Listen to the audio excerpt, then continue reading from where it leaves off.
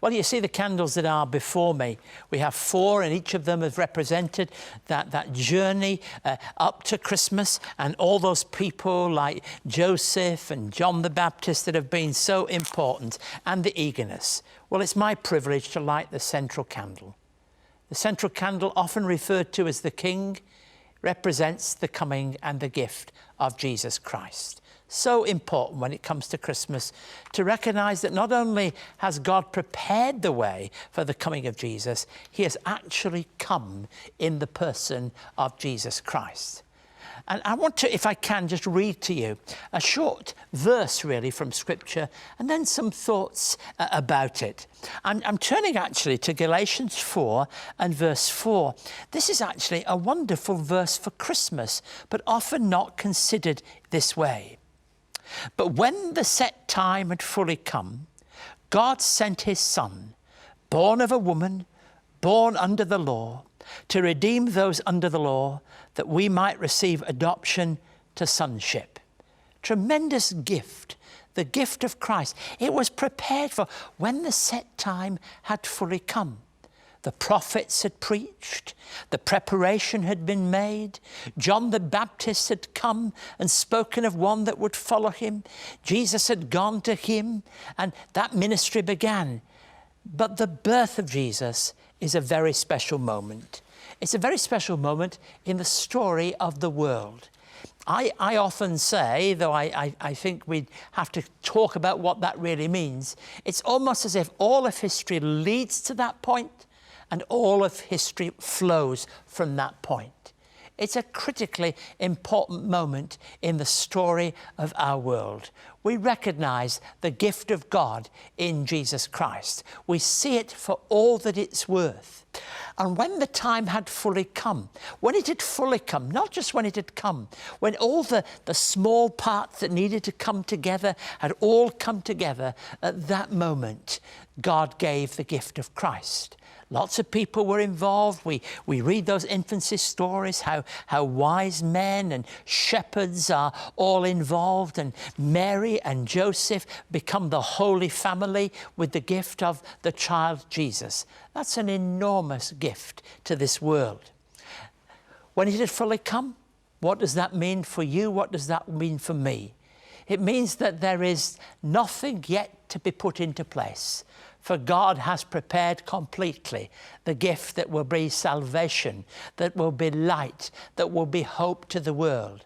And today, this Christmas day, in a day when there are so many signs of division, when hurt, when hunger, when pain, when separation, when dislocation is the story of our Christmas, into that Christmas is not a story of disaster, but a story of peace, a story of hope, a story of love, a story of when at the right time, when everything had been fully prepared, God gave his Son, Jesus Christ.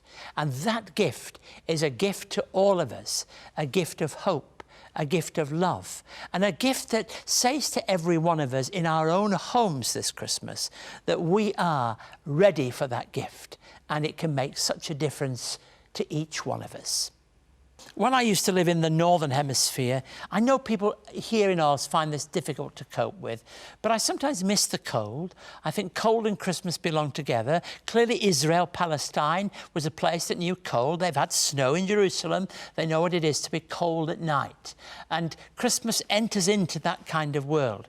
But at the carol service that might be held in churches and chapels, in large places, cities and rural and country areas, the carol service has all its readings, but there is none better than the first chapter of John. It's often the final reading. It's the height of Christmas when we come to that moment that on a dark night with hundreds of people gathered together who've come from farms and homes to gather together, we read from John's Gospel.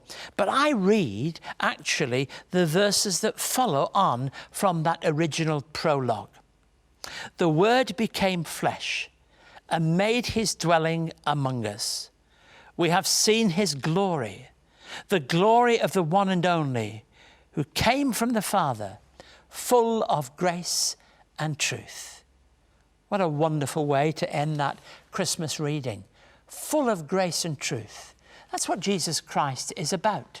Grace is that unmerited, unearned gift of God reaching into our lives. And God offers grace to every one of us. And ought we not to offer grace to each other at Christmas time? Isn't this a time to forgive the neighbour or the member of your family or somebody from a long time ago that damaged and hurt you? Full of grace. The grace that is willing to overlook. The grace that is willing to address. The grace that is willing to see the future and truth. There is no greater truth than the truth that is spelt out in the Christ child, the weak, helpless, vulnerable baby thing that speaks into this world. Look, we've now got a horde of children that are grandchildren. We've got 8 of them, 7 boys and a little girl. And in every occasion, as a little child, one of the things that struck me quite forcibly is how vulnerable children are. And when I think that God chose to enter this world as a vulnerable child, I can't think of anything more powerful and yet at the same time loving to communicate to each other.